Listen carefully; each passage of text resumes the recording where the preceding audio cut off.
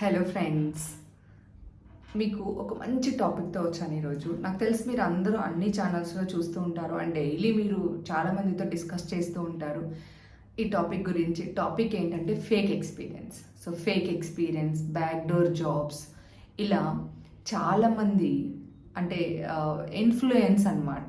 ఇప్పుడు ఎగ్జాంపుల్, ఇద్దరు friends college నుంచి ఒకరు క్యాంపస్ రిక్రూట్మెంట్లో సెలెక్ట్ అయిపోతారు, ఇంకొకరేమో క్యాంపస్ రిక్రూట్మెంట్లో సెలెక్ట్ అవ్వరు, లేదు అంటే ఏదో ఒక జాబ్లో జాయిన్ అయిపోతారు. అదే కాలేజ్లో లెక్చరర్గానో ఫ్యాకల్టీగానో జాయిన్ అయిపోతారు. సో కొన్ని సంవత్సరాలు అంటే మీరు అక్కడ చేసిన తర్వాత మీకు ఏమనిపిస్తుందంటే, నార్మల్గా ఫ్రెండ్స్తో డిస్కస్ చేసుకున్నప్పుడు ఫ్రెండ్ చెప్తాడు, నేను సో ఎంఎన్సీ కంపెనీలో వర్క్ చేస్తున్నాను, నేను జావా డెవలపర్గా చేస్తున్నాను and I'm now drawing 50 lakhs లేకపోతే 1 crore అని చెప్పేస్తాడు. ఇక్కడ మనకి అరే నేను వాడు ఒకటే కాలేజ్లో చదువుకున్నాం, ఒకటే ఇయర్లో పాస్ అయ్యాము అండ్ ఇద్దరికి మంచి మార్క్స్, సేమ్ మార్క్స్ వచ్చాయి.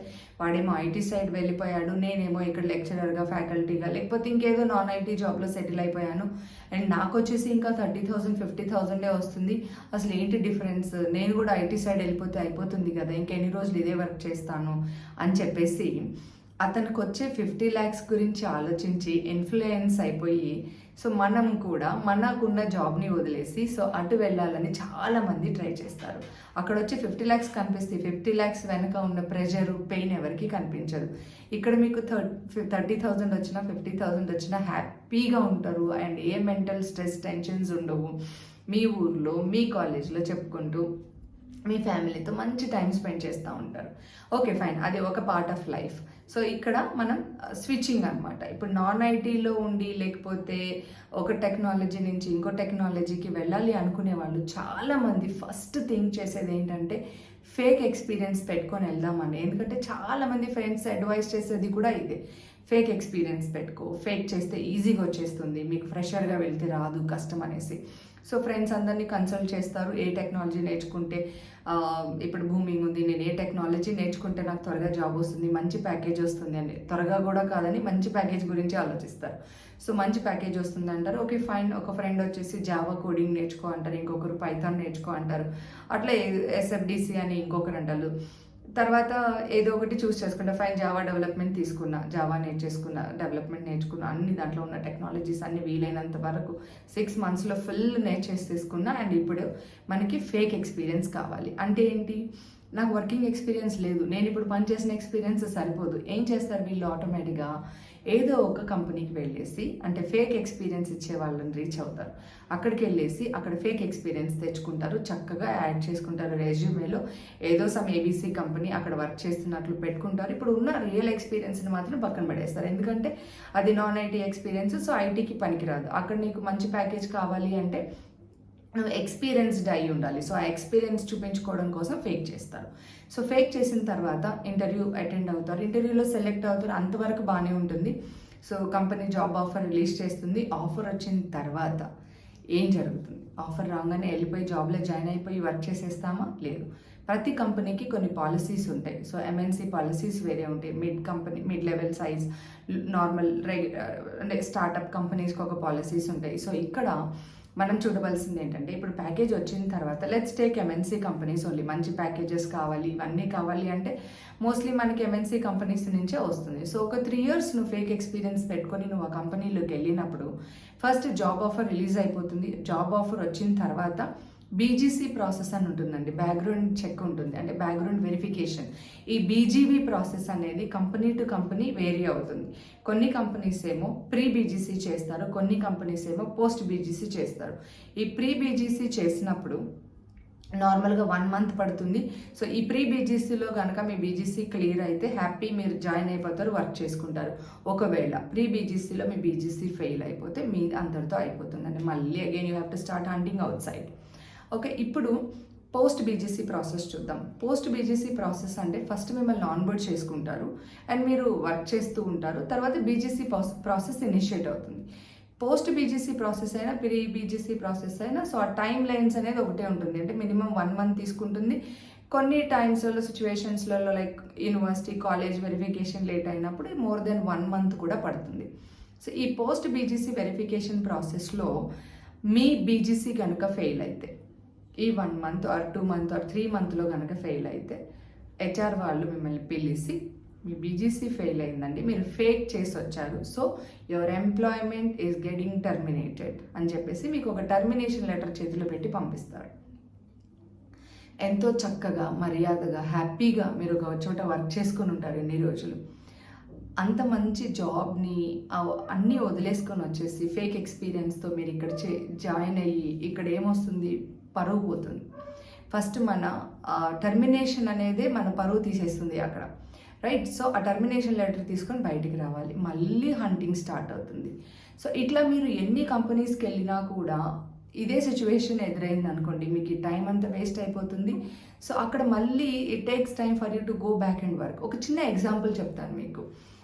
ఈ సిచ్యువేషన్ నిజంగా జరిగింది, చాలా మందికి జరిగింది. ఎందుకంటే రీసెంట్గా కాదు, ఒక 1 year బ్యాక్ ఒక ఫ్రెండ్ నాకు కాల్ చేసి, ఇట్లా నా వైఫ్ ఒక 7 years నుంచి ఒక కాలేజ్లో లెక్చరర్గా వర్క్ చేస్తుంది, ఇప్పుడు తను నాన్ ఐటీ నుంచి ఐటీకి రావాలనుకుంటుంది, అక్కడ గ్రోత్ లేదు, ప్యాకేజ్ తక్కువ ఉంది, సో 30,000 ఇస్తున్నారు, ఎన్ని ఇయర్స్ పని చేసినా కూడా అంతే వస్తుంది, so she wants to get in to IT.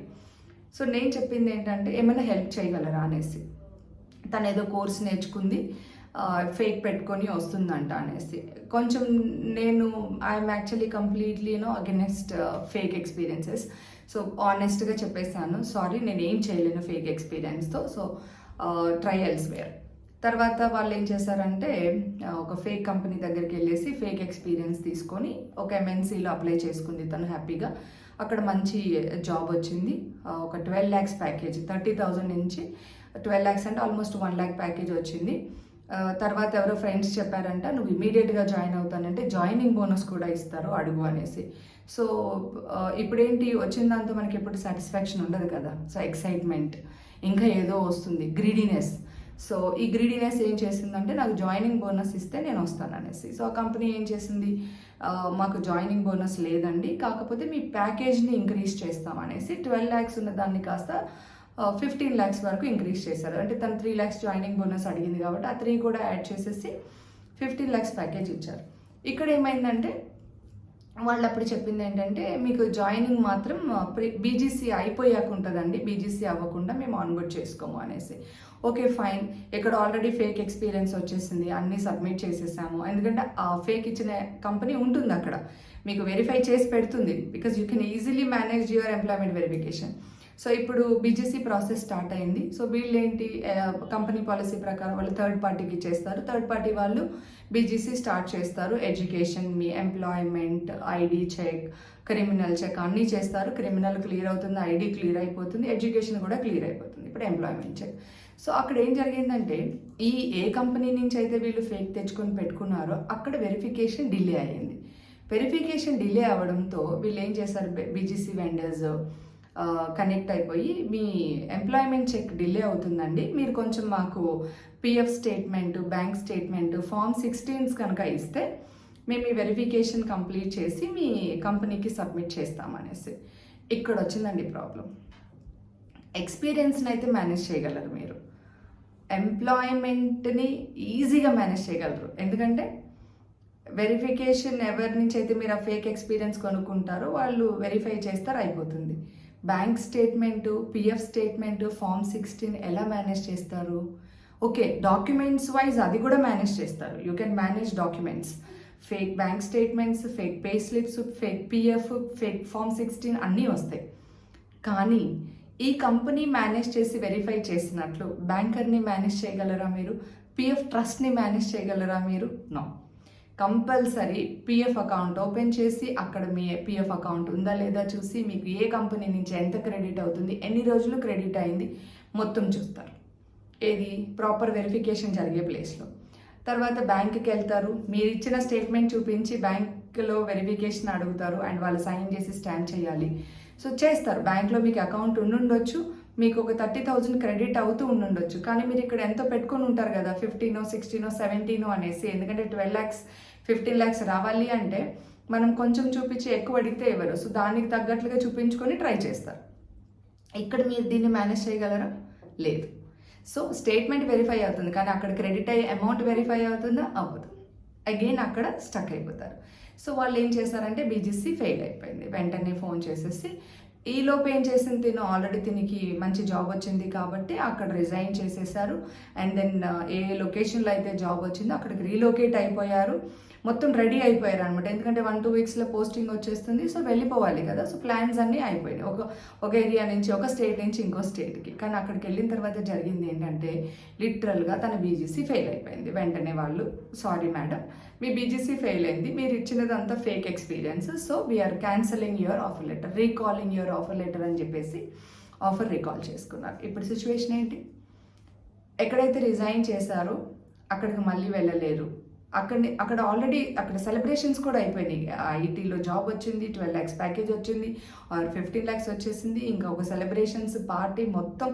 ఎందుకంటే మన వాళ్ళు కామ్గా ఉండరు కదా. సో మనకి ఆఫర్ వచ్చిందని చెప్పి మనం పక్కన చెప్తే వాళ్ళు మొత్తం అదొక అనౌన్స్మెంట్ అయిపోతుంది అనమాట. సో పాపం అక్కడ మళ్ళీ వెళ్ళి అక్కడ జాయిన్ అవ్వలేక తను ఇక్కడనే ఏ జాబ్ లేకుండా అలా ఉండిపోవాల్సి వచ్చింది అనమాట ప్రస్తుతానికి. ఓకే, సో ఇట్లా ఫేక్ చేసి జాబ్ తెచ్చుకోవడం అంత ఈజీ కాదండి కంపెనీలో పనిచేయడము. ఓకే, ఈ అమ్మాయి బీజీసీ క్లియర్ అయిపోయి ఆ కంపెనీలో జాయిన్ అయింది అనుకోండి, ఒక 3-4 years ఫేక్ పెట్టుకొని వెళ్తారు మీరు. 3-4 years మీరు ఫేక్ పెట్టుకొని మరి ప్రాజెక్ట్ ఎక్స్పెక్టేషన్స్ కూడా అంతే ఉంటాయి కదా.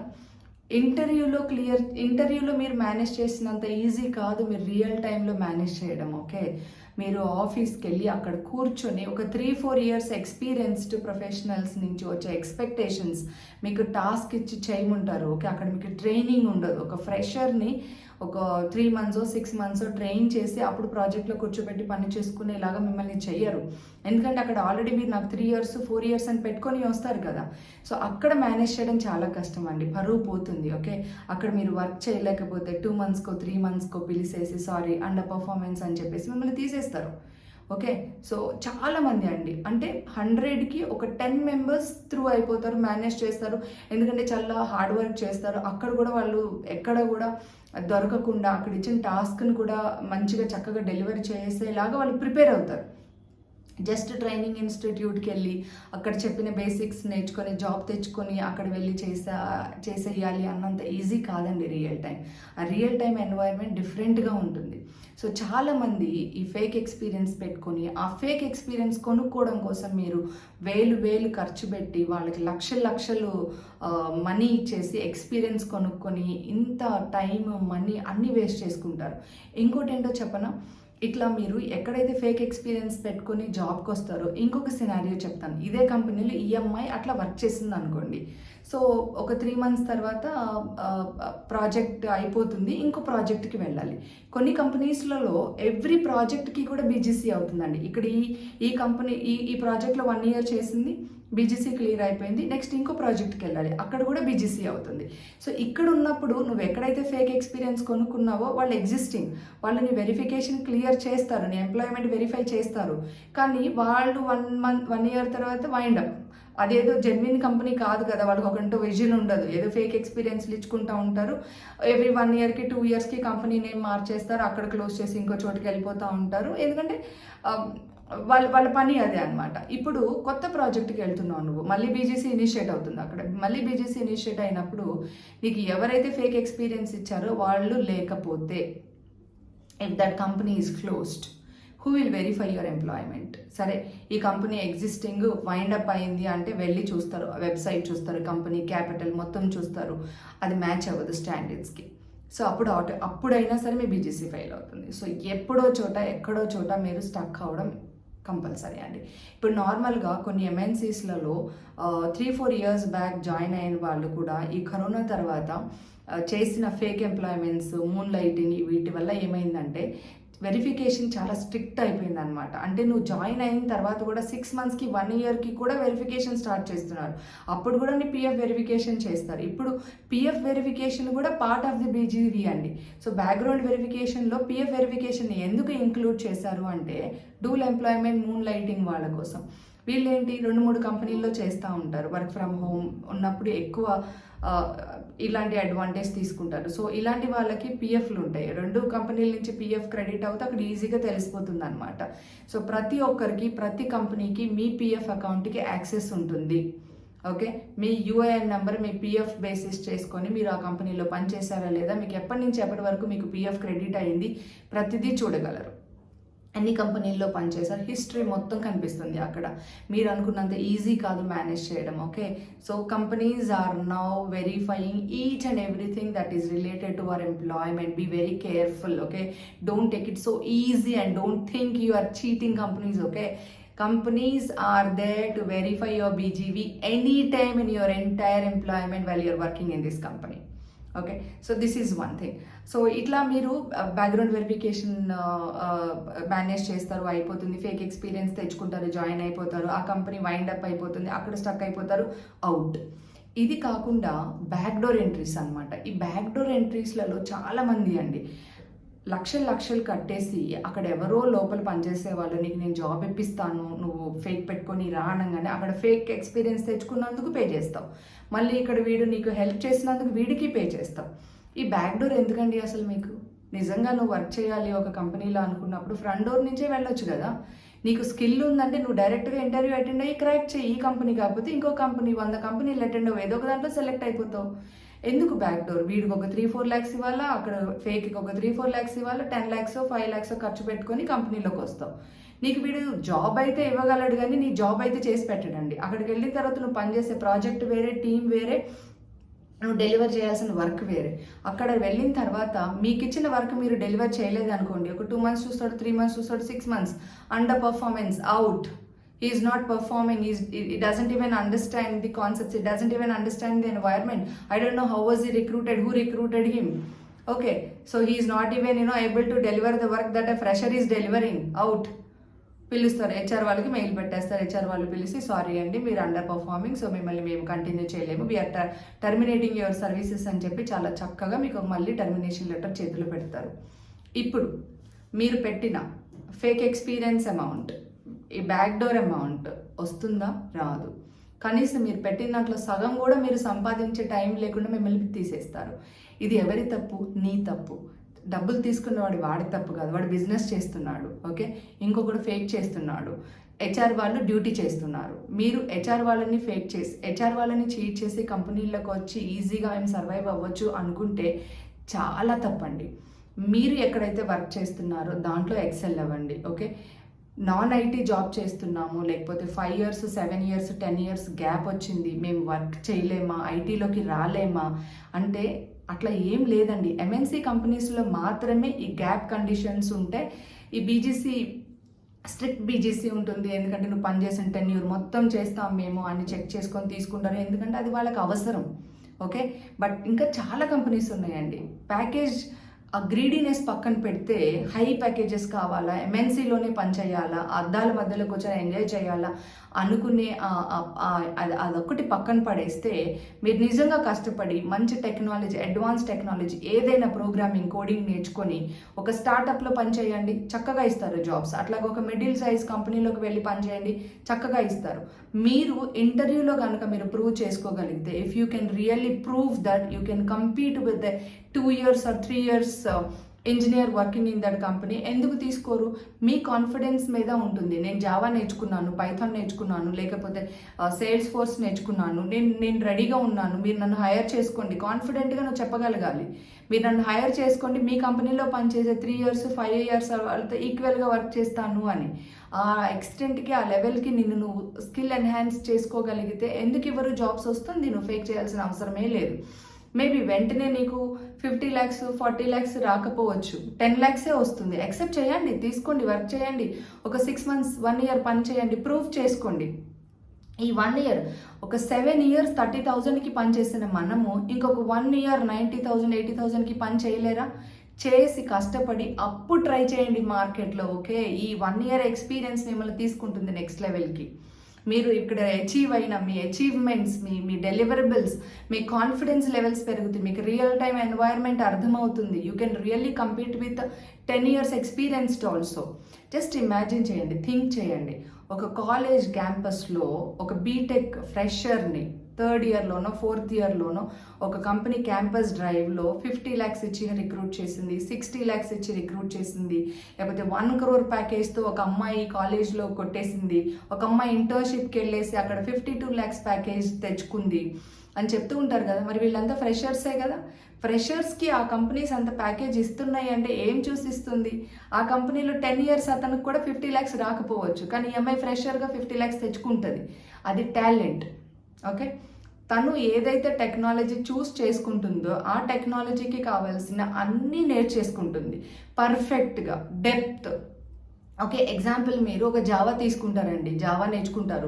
ఒట్టి జావా నేర్చుకొని వచ్చేసి నాకు జాబ్ అంటే అంత ఈజీ కాదు. ఓకే, మీరు ఆ గ్యాప్తోని, అంత ఎక్స్పీరియన్స్తోని నాన్ ఐటీ నుంచి ఐటీకి రావాలనుకున్నప్పుడు మీ ఎక్స్పీరియన్స్ ఎప్పుడు కౌంట్ అవుతుంది. నా ఎక్స్పీరియన్స్ కౌంట్ అవ్వదు అని లేదు. నేను హెచ్ఆర్ని అయితే నా కంపెనీకి జావా డెవలపర్ని తీసుకుంటా ఉంటే, నువ్వు ఆల్రెడీ నాన్ ఐటీలో చేస్తున్నావు కానీ నీ కాన్ఫిడెన్స్ ఉంది, నువ్వు 2 years 3 yearsతో కంపీట్ చేయగలను అనుకున్నప్పుడు, ఒక 2 years రోల్కి కావాల్సిన ఒక డెవలపర్ క్వాలిటీస్, కాన్ఫిడెన్స్ నీలో నేను చూసినప్పుడు నేను తీసుకుంటాను.